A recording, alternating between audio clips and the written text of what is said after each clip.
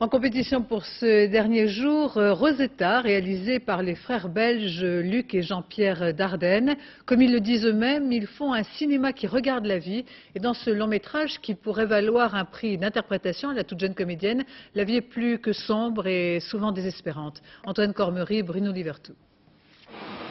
Dans ce royaume du luxe et de l'opulence qu'est la Croisette, la présence d'Émilie Dequesne est comme une provocation, tant cette jeune comédienne de 17 ans est à l'écran une incarnation inoubliable de Rosetta. Aux antipodes des palaces de la côte, Rosetta vit dans une caravane avec sa mère.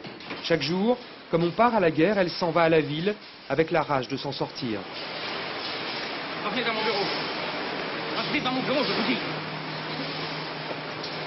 C'est vrai que t'as dit que j'étais souvent en retard? Non. Peu importe, c'est pas le problème. Tu l'as dit ou pas? J'ai signalé tes 2 retards, j'ai dit que c'était à cause du bus. Ça n'a aucune importance, Madame Brigade. Laissez, vous revenez dans mon bureau. Pourquoi vous avez dit qu'elle l'avait dit? Peu importe, ce n'est pas la raison pour laquelle vous avez été remercié. Je fais bien mon travail ou pas? Oui. Alors pourquoi est-ce que vous voulez que je parte? Je vous l'ai dit, vous avez été remercié parce que vous avez terminé votre période d'essai. Pourquoi pas alors que je fais bien mon travail? Parce que vous êtes la seule à avoir terminé votre période d'essai. Allez vous changer, revenez dans mon bureau. Non. Disons que Rosetta est une fille qui a un peu la rage au cœur, beaucoup d'ailleurs. Je crois qu'elle court après sa vie normale, surtout. Elle essaye de la rattraper et c'est épuisant pour elle. Les coups que donne Rosetta témoignent paradoxalement de la fragilité d'un être rejeté en bordure du chemin, comme des millions d'autres. Sur ces genres de personnes qui sont exclues de la société et qui essayent de rentrer dedans, de se faire reconnaître, d'exister, pas seulement de vivre comme des animaux, mais d'exister pour des autres êtres humains, des gens comme ça, on en rencontre beaucoup.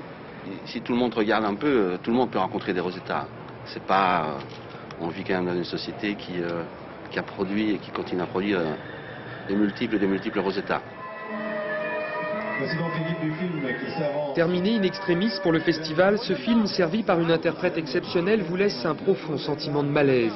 Celui d'avoir aperçu, à travers les paillettes et la soie, la terrible réalité de la vie.